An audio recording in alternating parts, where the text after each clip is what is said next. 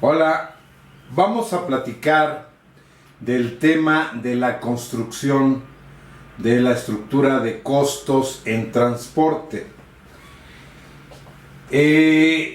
Últimamente se ve mucho el tema de hacer benchmark de tarifarios, involucrando diferentes empresas heterogéneas con diferentes cargas,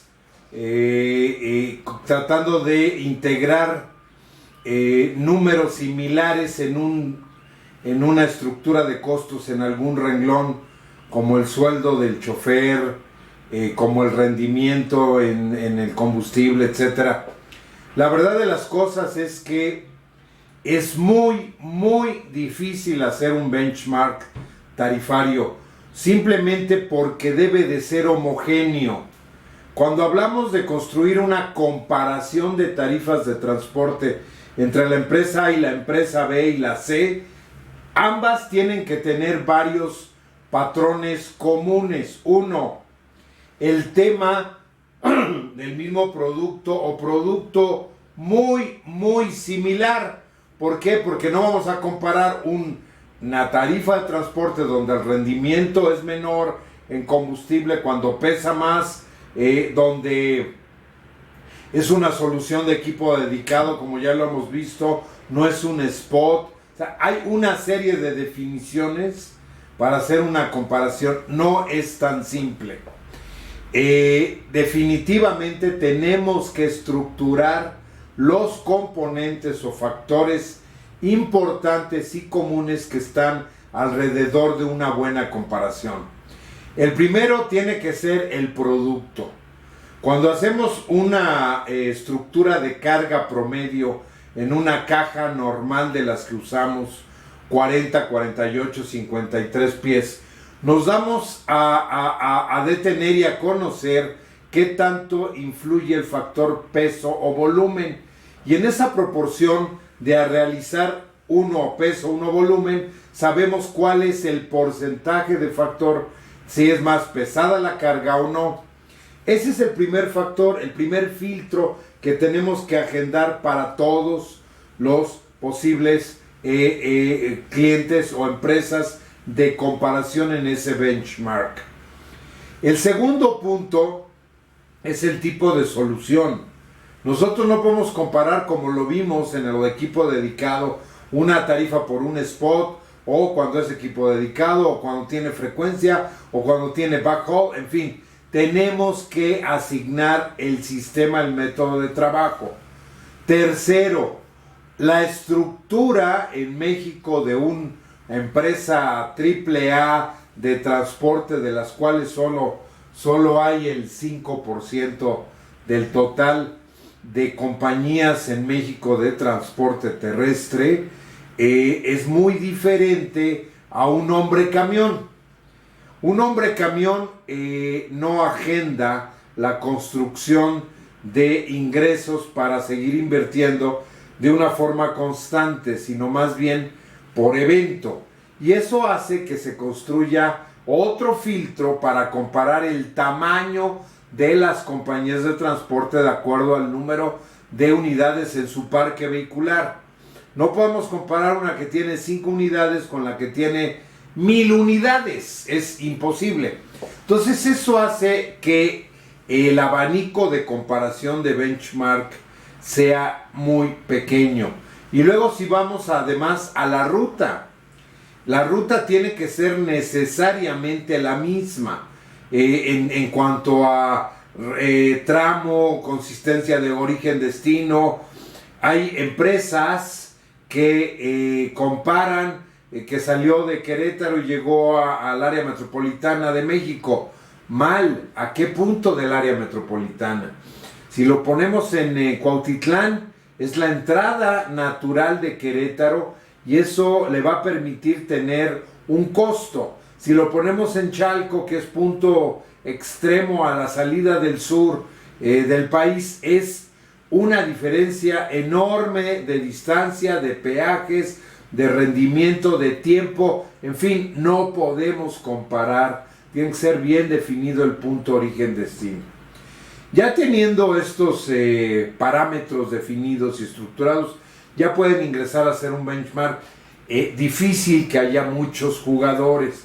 Y el otro punto es hacerlo en una situación de mesa de trabajo donde haya firma de NDAs, de Non-Disclosure Agreements, de convenios de confidencialidad para todos, y se presenten los resultados de una manera comparativa, esquemática, en gráficas y diagramas que permitan ver el rango, el promedio, la distancia, los porcentajes, sin mencionar a qué jugador pertenece cada número. Si no existe eso, verdaderamente la información la van a falsear, la van a provocar en forma diferente a lo que realmente sucede. Pero con todo ese trabajo sí se puede realizar algo. Veamos en el primer slide todo lo que corresponde a la estructura de costos de una unidad. Si ustedes ven, tenemos el valor de la unidad del tractor como tal, y en México, en otros países, no lo sé cuál es la antigüedad o el periodo en donde se deprecia la unidad. En México son 5 años. Esto nos hace que tengamos un prorrateo lineal mensual y tenemos al final un fijo por mes, al igual que la inversión en las cajas, ¿verdad? Las cajas también presentan ese mismo tipo de comportamiento. Como podemos ver, el mantenimiento, que es el siguiente renglón, viene a ser una constante en los primeros años de una unidad nueva, y se le asigna, de acuerdo a la Cámara de Carga en México, un 5% del valor de la unidad. Sin embargo, la antigüedad del parque vehicular en México es más allá de los 10 años, y a partir de los 10 años realmente el costo del mantenimiento es exponencial, y esto va subiendo, y va subiendo de un 5% al porcentaje según hayan tenido la adecuada programación de mantenimientos preventivos, de un stock adecuado de partes para invertir menos, en fin, una serie de cosas que nos pueden llevar a generar un diferente costo. Tenemos también el salario del conductor, que aquí ven un promedio general, pero definitivamente como hemos platicado, cada ruta es una, cada estructura, cada solución de transporte es una, y en función de eso los choferes se estila que ganen un fijo y un variable, y este variable cada vez es mayor, es decir, el variable va construyéndose por bonos de puntualidad, de servicio al cliente, de conducción. ¿Por qué de conducción? Porque, por ejemplo, tener alineadas de acuerdo al peso y volumen de la carga las llantas provoca que haya mayor o menor uso de combustible. El tipo de manejo en cuanto a un trazo más lineal provoca también un menor uso de combustible. Perdón. Y eso al final del día nos da un rendimiento alto. Ejemplo, pues como ustedes manejan, de repente dan un arrancón y ya consumió más combustible, o andan manejando no linealmente, sino espontáneamente rápido, luego muy bajo, luego de nuevo rápido, y ustedes lo viven al consumir su tanque de gasolina más rápido que de lo costumbre, ¿no? Entonces es importante los bonos al chofer, porque inciden directamente en los costos asociados de operación del vehículo. Por eso hay que estructurar bien bonos en función de lo que nos pega en la conducción, de lo que le pega la entrega en factor de servicio al cliente, puntualidad, no sé, documentación, en fin, todo lo que tiene que hacer la labor del chofer de la unidad. Seguros, impuestos y patente impuestos al activo es algo que se da en México. Los seguros, pues obviamente es algo fijo. Tenemos que tener de alguna manera la condición legal de tener asegurado la unidad. La carga normalmente se asegura por parte del embarcador. Sin embargo, eso es algo importante. Y luego en la siguiente lámina, como podemos ver, un ejemplo de rutas en donde construimos 5 diferentes rutas, lo que es el costo o inversión en peajes, el rendimiento de acuerdo a un estándar, como lo ven, de 2.5 kilómetros por litro, otros lubricantes y demás beneficios, y el total, ¿verdad? Entonces ahí vemos ya los costos fijos, los costos variables y cómo inciden en un viaje y a nivel mensual. Esto no es más que un referente de una estructura de costos.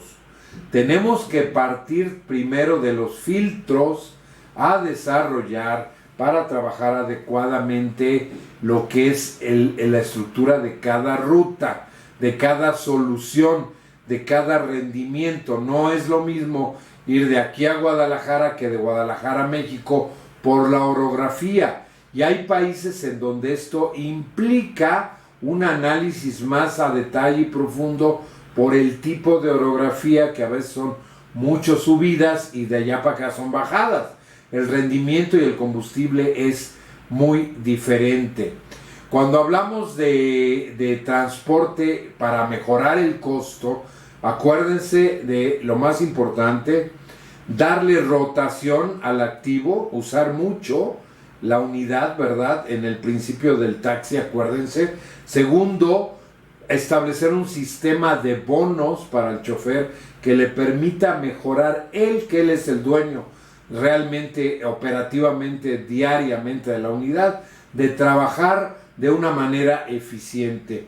Y tercero, hagamos reingeniería de transporte, hagamos conformación no solamente de equipo dedicado, también del tipo de unidad. No es lo mismo cargar un contenedor de fierro, de cosas de fierro, que de algodón.